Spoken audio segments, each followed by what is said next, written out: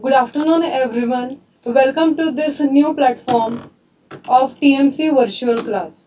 Right from during this pandemic, we are meeting each other through this virtual platform. But this unique platform that TMC has provided us is really a great thing to communicate with you all. So, I'm very much thankful to TMC also for giving me this opportunity as well. That today we are first of all start our lesson, but not in a traditional way. We will discuss certain things that are in your mind. There can be the lots of questions because this is a prime time of your preparation. So the most important thing is how we can learn any lesson with that effectiveness of preparation के effectiveness के हिसाब से हम लोग कितना अच्छे से lesson को प्रिपेयर करेंगे बट अगर मैं ये कहूंगी कि प्रिपरेशन आपको करना है लेसन्स को प्रिपेयर करना है तो exactly what we have to do regarding particular lesson तो ये भी एक बात आती है कि लेसन को प्रिपेयर करना है प्रिपरेशन कीजिए बट एग्जैक्टली क्या प्रोसेस रहता है प्रिपरेशन का अब वो सबसे पहले मुझे आप सब लोगों से डिस्कस करना है बिफोर स्टार्टिंग दिस लेसन क्योंकि the most important lots of FAQs are there. I will follow bilingual method to have an effective communication with you all. तो आप सब लोगों से बात करने के लिए मैं बाइलिंगुअल मेथड का यूज करूंगी सो बोथ हिंदी और इंग्लिश दोनों के से हम लोगों का कम्युनिकेशन यहाँ पे रहेगा तो फर्स्ट इंपॉर्टेंट थिंग ये है कि लेसन को प्रिपेयर करना है मतलब क्या तो first thing is that lesson as a word lesson जो इंग्लिश में है एज अ लैंग्वेज करके तो हम उसको पढ़ के समझेंगे we need to understand the language we have to understand the difficult words but at the same time the lesson deals with different levels not just the level of understanding words but beyond words also lots of things are shared lots of ideas are shared in the lesson and that is the most important thing to understand कई बार हम लोग अपने आप को under estimate कर दे कि नहीं I am very poor in Hindi I am very poor in English और I am very poor in XYZ subject so that is our conception ये लोग हम लोग ये समझते हैं कि हमें इंग्लिश नहीं आता है या मैथ्स नहीं आता है तो ये सब चीजें हमारे कंसेप्शन से डील करती है तो हम जिस चीज का ज्यादा से ज्यादा अभ्यास करते हैं जिस चीज को हम लोग प्रॉपरली स्टडी करते हैं वही चीज हम लोगों को अच्छे से आती है so first thing is to say that give proper attention to all subject have a proper time plan time को प्लान कीजिए don't go unplanned day every day का हर दिन आप जब स्टार्ट करते हो तो आपको उसका जो है एक प्रॉपर प्लानिंग होना चाहिए you should have a planning की एटलीस्ट यू शुड नो कि what today I have to do and then only you can deal with the difficulties that you are facing right now regarding your SSC preparation so there are lots of misconception कि मुझे ये आता नहीं है तो ये हम समझते जब तक है कि मुझे I can't do certain things but if you will try if you will take small steps to sort out your problems if you will plan with certain small goals you can achieve a big success and here in this lesson also we are going to see how the writer was facing with a misconception उसको ऐसे लगता था कि that he is a tone deaf so PPT please sir so यहाँ पर जो so today we are going to learn the night I met Einstein this is a very much interesting lesson the Night I Met Einstein by Jerome Widman. You can see here that the Jerome Widman is a famous playwright. So उन्होंने ये lesson लिखा हुआ है क्योंकि कई सारे misconceptions उनके भी साथ में थे. So we will see what is exactly the concept.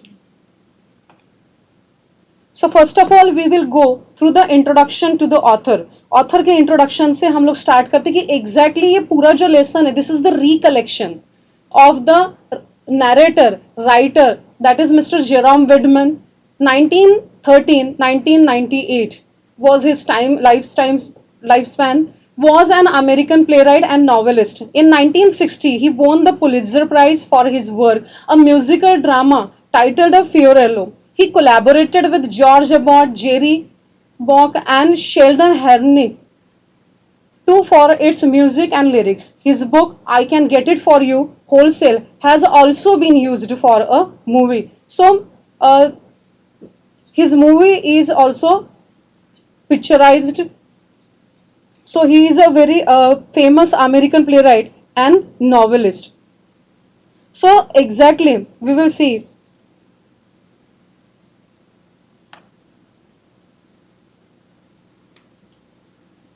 So in the story, actually what happens in short, I would like to narrate the story. मैं आपको in short में बताती हूँ कि that when this narrator, writer, he was young and at that time he was not that much famous. वो उतने famous भी नहीं थे. So he was invited to dine. To dine means actually इसका मतलब होता है a dinner. So that dinner was actually arranged by a philanthropist. Philanthropist means a person who does charitable work. So that philanthropist has arranged a dinner, and after dinner there was a concert arranged, and a very good pianist was going to perform over there. But as writer was supposing, the narrator was supposing that he is tone deaf, so he just sat down to follow the decorum of that concert, to follow the manners, so he just sat down. He did not pay that much attention to the music after it began also, and after a while he heard he heard the clapping sound when the pianist has finished the first piece, and after that there was a sound came from his neighboring, and what that sound was telling, that have you really enjoyed the music. And at that time when he saw who is that person, so that time he come to know that it is Mr. Albert Einstein. That time he also, and now also, Mr. Albert Einstein is a famous German scientist, you know all. So you have heard of batch. Mr. Einstein has asked, Mr. Einstein ने पूछा कि आपने batch के बारे में सुना है क्या. So Bach was a classical musician. He was also very famous, but as writer was supposing, he is a tone deaf. It is a writer's conception. It is writer own thinking that he is tone deaf. So he couldn't just follow the music, and he made it sound as if that he never heard back. उन्होंने कहा कि writer ने कहा कि मैंने कभी back को सुना ही नहीं है. And at that time mister Einstein got surprise. Einstein को बड़ा ही सरप्राइज लगा. And at the same time mister Einstein asked narrator to get up and go with him. So writer ने को आइंस्टाइन ने कहा कि आप चलिए मेरे साथ. राइटर तो first of all he didn't get up, and later on once again when Mr. Einstein asked writer to get up, and at that time he get up and went with him at the upper room. वो लोग study room में गए. वहां पर mister Einstein ने gramophone से writer को गाने सुनाए. फर्स्ट ऑफ ऑल आइंस्टाइन ने पूछा कि आप कौन से टाइप के गाने सुनना पसंद करोगे, कि which type of music you would like to listen. And at that time writer just said that I can't follow music but I can follow songs. Means music plus words. जिस music के साथ words भी आते हैं उसको song बोला जाता है ना. सो यहाँ पर ये डिफ्रेंसिएशन हम लोगों को बताया गया है कि what is classical music, music and music with words, that is song. So writer can listen songs. Writers ने ज्यादा म्यूजिक नोट को नहीं सुना था.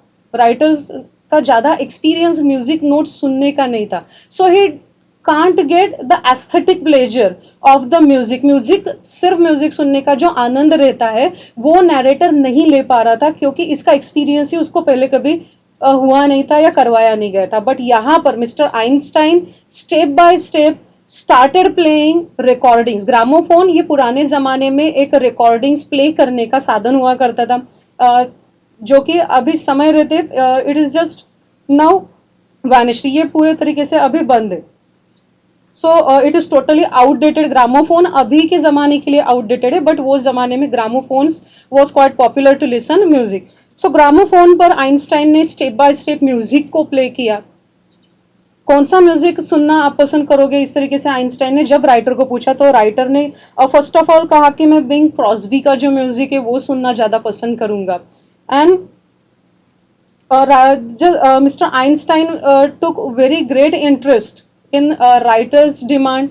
He played that music slowly, one by one he started. And Mr. Einstein asked that, can you please recall the music? Can you please recall the music or tune that you have just heard? And writer literally could recall it. Writer could remember it. He sung the same tune And at this time, writer said that Mr. Einstein has proved it that he is not a tone deaf. अगर वो tone deaf रहते तो वो ये note को भी नहीं दोहरा पाते. Finally, exactly, it's like learning maths. Now Mr. Einstein is saying कि that जिस तरीके से हम लोग maths learn करते हैं कि directly हम लोग multiplication and division वाले sum को नहीं solve करते. हम लोग सबसे पहला small numbers हम लोग number लिखना सीखते. Then we will try to learn subtraction and addition, and then we start learning multiplication. If you can't learn properly subtraction and addition, then there will be difficulty to understand the further mathematical arithmetical processes. So it was John McCormack singing. So बाद में Einstein ने writer के लिए John मैककॉर्मैक के जो recordings है वो बजाए. John McCormack he is a trumpeter, and one by one slowly the writer he became capable to understand the music played by Bach. So finally they came down, and writer has attended the remaining concert. जो भी remaining concert अभी बचा था वो लोग नीचे आए, उन्होंने वो concert को attend किया.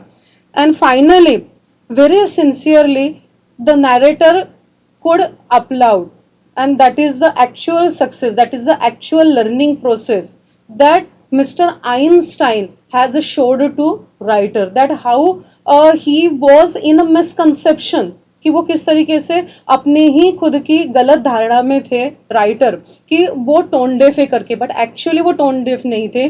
उनको वो म्यूजिक तक का जो एक्सपीरियंस है वो उनको हुआ ही नहीं था, and that was the actual reason. So आप आर्ट्स जो भी है, whether it is a art of music, whether it is a art of literature, painting, drawing, कोई भी आर्ट है उसको समझने के लिए, आर्ट के में जो सौंदर्य, जो भी आर्ट में ब्यूटी है उसको अप्रिशिएट करने के लिए you should have a step by step knowledge to appreciate art, and that is the main thing which is dealt in this lesson. ये लेसन में यही बात कही गई है कि किसी भी सुंदर चीज को अप्रिशिएट करने के लिए भी आपके पास जरूरी है कि आप पहले वो चीज को समझे. If you will understand the thing then only you can just enjoy the beauty of that thing, you can have the aesthetic pleasure of that thing. So step by step we will go through the lesson.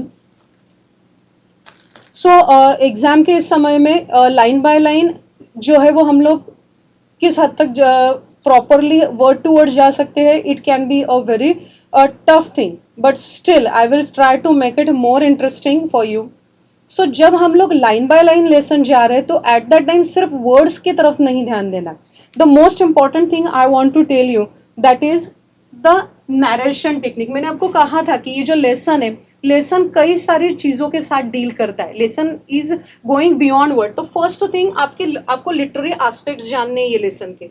So literary aspect जो aspects है इसमें आता है आपका narrative technique, and there is the narrative technique is a first person, क्योंकि lesson जो है आपको समझ में आएगा कि it is first person, means the writer himself is speaking with you. Writer जो है वो राइटर खुद आपसे बात कर रहे हैं.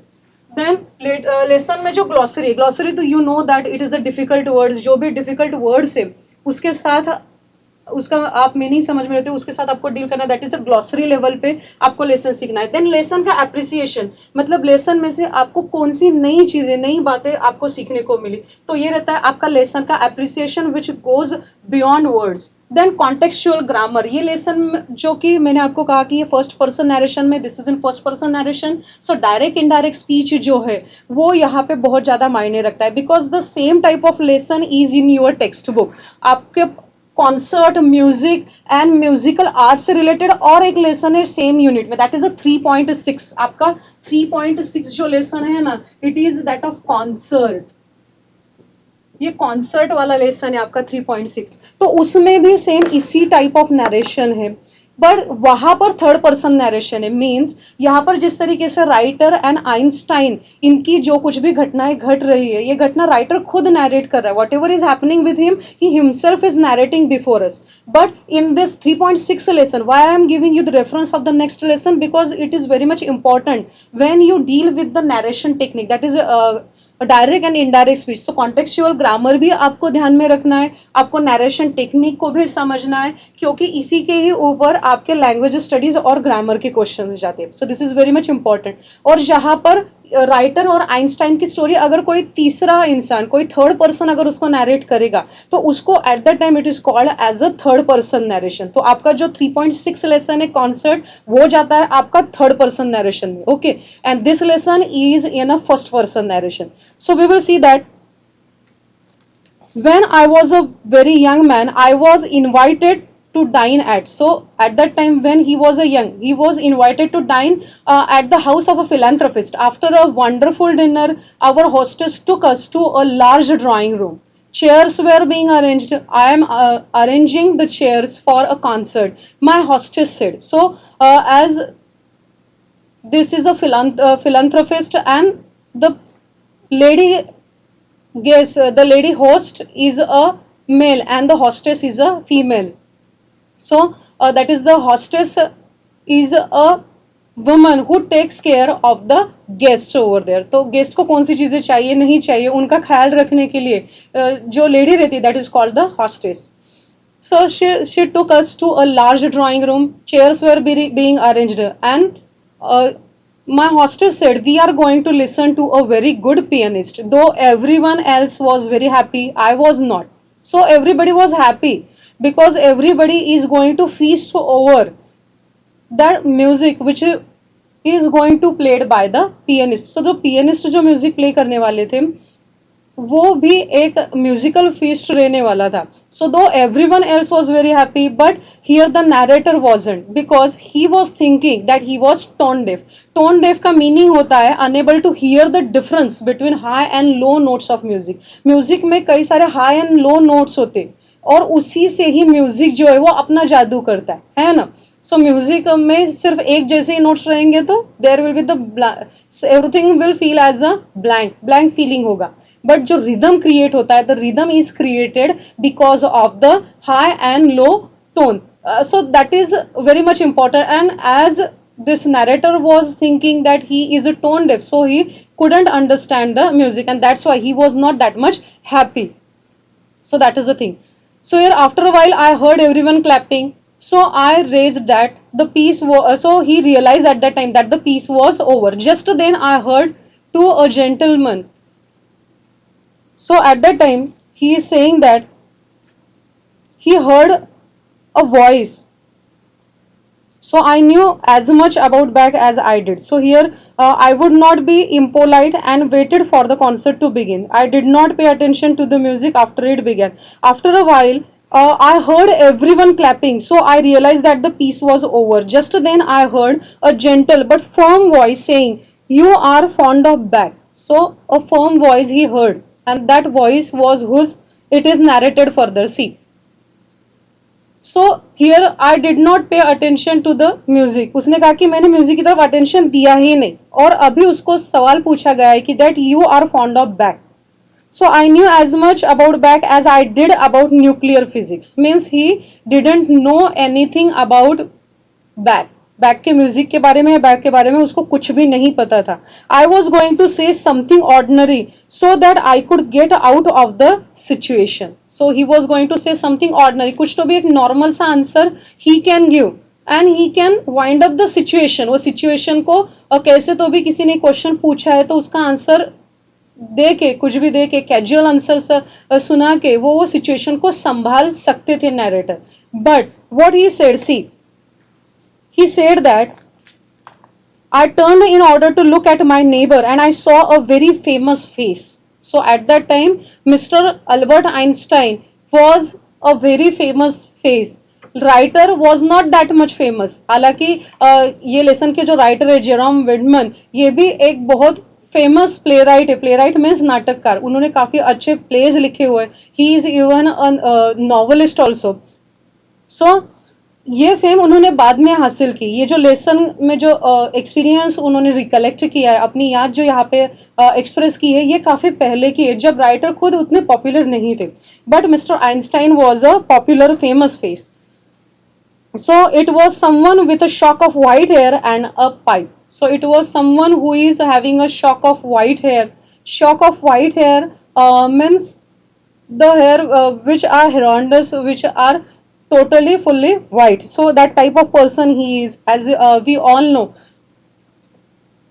So I do not know anything about Bach, I said. I never heard any of his music. He looked surprised. You have never heard of Bach? He asked. He made it sound as if I had said that I had never taken a bath.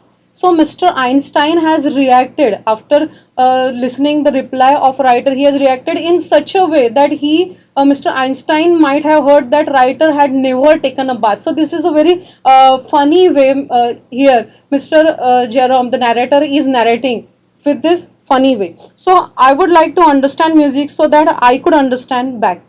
सो यहाँ पर narrator बता रहे हैं कि मुझे music जो है वो समझ में ही नहीं आता है. If I can't get music, how I can listen the music of back.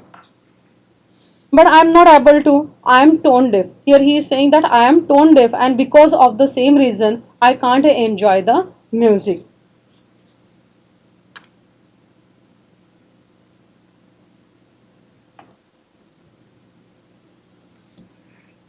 The old man got up and as soon as Mr. Einstein, यहाँ पे Mr. Einstein को ही the old man करके भी बोला गया है. So here the old man means Mr. Einstein itself, that you need to understand. See, this lesson is very important for the complex factual question. That is who said to whom. ये जो question आते हैं ये भी complex factual questions के लिए भी ये लेसन बहुत ही इंपॉर्टेंट है, क्योंकि मिस्टर आइंस्टाइन को कई बार उनके नाम से भी लेसन में मेंशन किया हुआ है.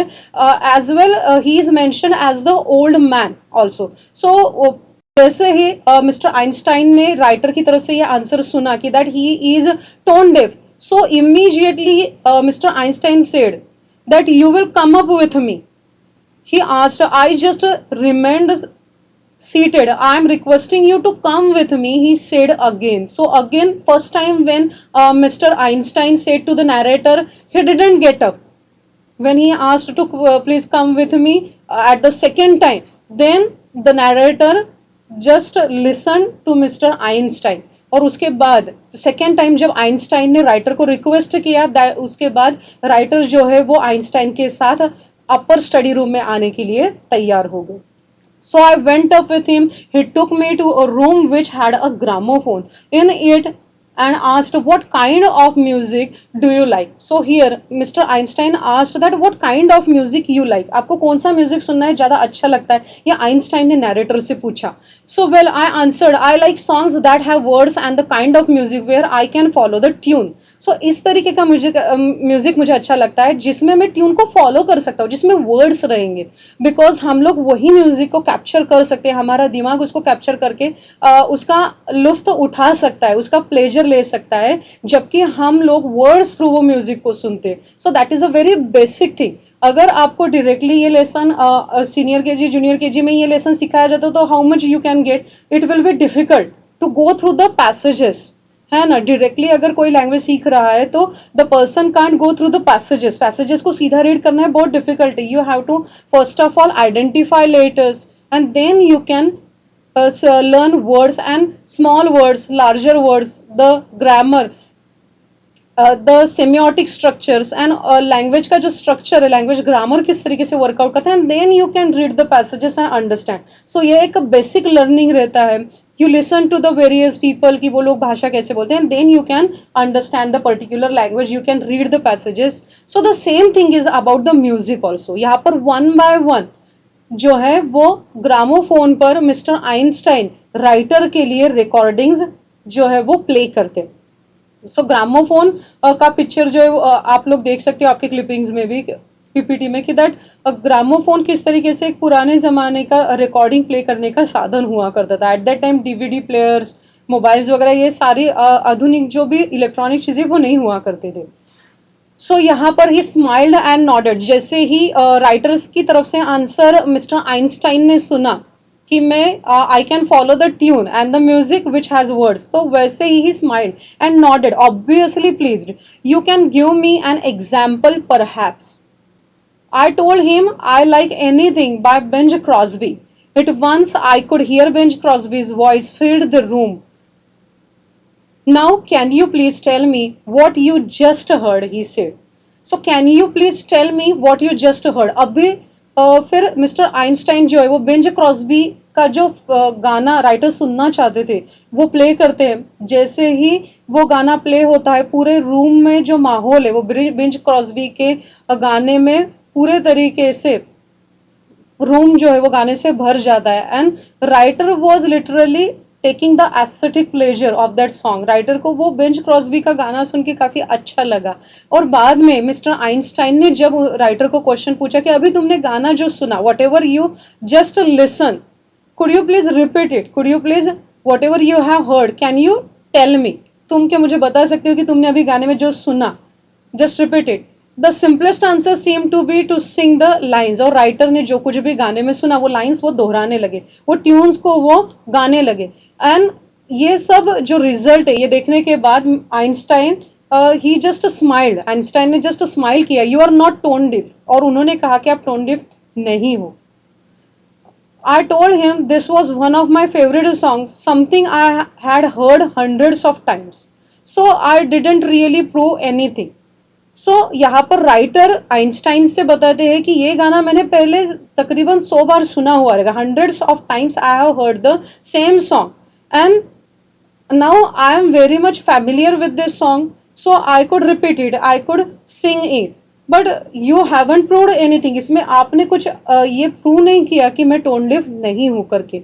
बट यहाँ पर मिस्टर आइंस्टाइन कहते हैं nonsense, it proves everything.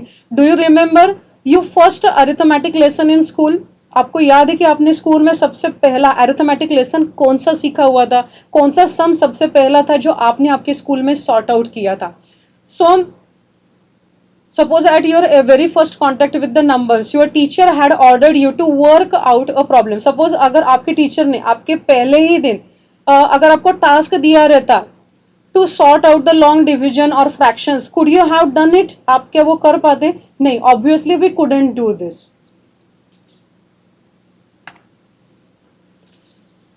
So no, of course not. Exactly, it's like learning maths. You have to learn addition and subtraction in order to do multiplication and division. आपको multiplication and division आने के लिए addition और subtraction को करना सीखना बहुत जरूरी है. The same way आपको म्यूजिक को सीखने के लिए भी step by step you have to learn. You need to understand how music cast its spell, how music cast its magic over our mind. हमारे माइंड के ऊपर म्यूजिक अपना जादू किस तरीके से चलाता है, how music soothes our mind. And that is the thing here mister Einstein is proving. It was John McCormack singing the trumpeter sing that back he ordered. So exactly, it's like learning maths. You have to learn addition and subtraction in order to do multiplication and division. Now I am playing something a little more advanced. कुछ तो भी advanced अभी मैं आपके लिए play करता हूँ. इस तरीके से मिस्टर आइंस्टाइन ने कहा.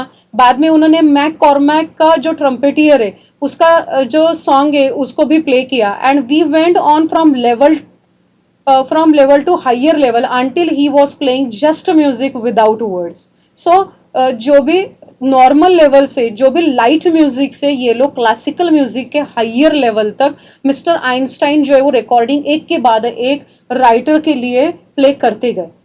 सो I was amazed that this great man was paying complete attention to me. ये सबसे अमेजिंग बात थी कि मिस्टर आइंस्टाइन जैसे जो पॉपुलर, जो भी फेमस फेस है, इतने ग्रेटेस्ट साइंटिस्ट वो थे, और उसके बावजूद भी he was just like an amazing scientist and somehow like a celebrity, and he is paying attention to this common person, this common young man. So that is a very remarkable thing here the narrator has mentioned. So it was as if I was the most important person in his world. Writer को ऐसे लग रहा था कि वो समय में उनके दुनिया में सबसे important person वही थे.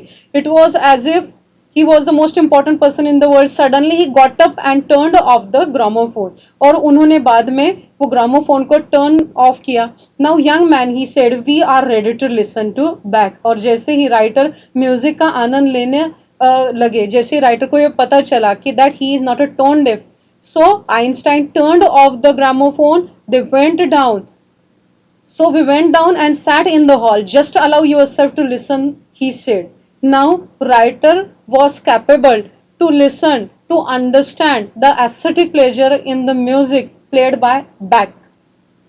So we went down, sat in the hall, just allow yourself to listen, he said. That's all there is to it. So that's all there is to it. I have heard that piece many times since that day. But I am never alone. I am sitting beside a small man with a shock of untidy hair and a pipe in his mouth. He has eyes that are unusually warm. So here, writer could understand the warm gaze of Einstein. So narration में ये जो small points आते, narration में ये जो बारीक बारीक details narrators देते हैं, ये भी बहुत important रहता है. Just whenever you will go through the lesson, try to understand which type of technique, how the words are used, because आपको कई सारे words, new phrases भी ये lesson में सीखने को मिलेंगे. So because of that also the lesson is very remarkable. So यहाँ पर next writer बोलते हैं कि that he has eyes that are unusually warm. बहुत ही unusually warm आईज जो है वो आइंस्टाइन के राइटर ने वो गेज को पहचाना. When the concert ended I too was able to clap sincerely.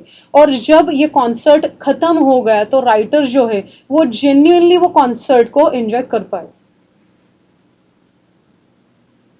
और hostess came towards us, we both stood up. और जैसे ही उनकी जो हॉस्टेस है, they were guest at the home of a philanthropist. So वो लोग तो फिलेंथ्रोपिस्ट के घर में डिनर के लिए गए थे. उसके बाद कॉन्सर्ट हुआ और जैसे ही हॉस्टेस उनके पास आई, our hostess came towards us, we both stood up. I am so sorry doctor Einstein, she said, giving me a cold look, that you missed so much. So वो हॉस्टेस कहती है मिस्टर आइंस्टाइन से, और उसने एक cold look writer को भी दिया, because both were absent. Meanwhile, बीच में से ही दोनों लोग जो थे वो एबसेंट थे. बट मिस्टर आइंस्टाइन से वो हॉस्टेस जो लेडी वो बात कर रही है कि दैट आपने जो भी अच्छा पार्ट था ये कॉन्सर्ट का, that you have missed. So यहाँ पर मिस्टर आइंस्टाइन कहते कि that I am sorry too, he said, my young friend here and I however were engaged in the greatest activity of which a human being is capable. So me and my young friend, means the narrator and Mr. Einstein, they were busy with a activity which is a human being is capable. Human beings जिस activity को करने के लिए capable है वो कुछ important दूसरे activity में हम लोग बिजी थे. She looked puzzled. तो ये आंसर सुन के कौन सा एक्टिविटी है ये समझ के वो जो हॉस्टेस थी वो एक puzzled लुक उसने दिया. And she said, and what is that? वो एक्टिविटी कौन सा था ऐसा? Einstein smiled, and this is a very important line, guys. ये बहुत ही important line है. She looked puzzled. Really, she said, and what is that? Einstein smiled and put his arm across my shoulder, opening up the frontiers of beauty. So opening up the frontiers. Frontiers मतलब boundaries. किसी भी चीज को boundaries में जो है वो boundaries को हम लोग शन आउट कर रहे थे, वो बाउंड्रीज को हम लोग ओपन अप कर रहे थे. सो कौन से वाले boundaries? The boundaries frontiers of beauty, opening up the frontiers of beauty. So here Einstein smile, और स्माइल के थ्रू ये जो आंसर मिस्टर आइंस्टाइन ने दिया है ये काफी इंपॉर्टेंट है. ये लेसन स्टार्ट होता है with a light note but it ends with a very meaningful note. यहाँ पर exactly the same thing happens with us also when we learn anything new. कोई भी नई चीज जब हम लोग सीखते हैं तो यही बात हमारे पर भी लागू होती है कि that sometimes we feel that we are not good in particular thing, कि हम लोग एक चीज को नहीं कर सकते. But when you start learning, when you follow the thing, when you follow small steps to learn towards it, that time you will come to know that it is not that much difficult. It was not that much difficult. So this is the same thing, that is opening up the frontiers of beauty, means he is actually keeping side the barriers, जो कुछ भी barriers थे music को समझने के लिए, जो कुछ भी प्रॉब्लम्स राइटर को थे, वो प्रॉब्लम्स को, वो फ्रंटियर्स को ओपन अप करने का, दूर करने का काम यहाँ पर मिस्टर आइंस्टाइन ने किया था।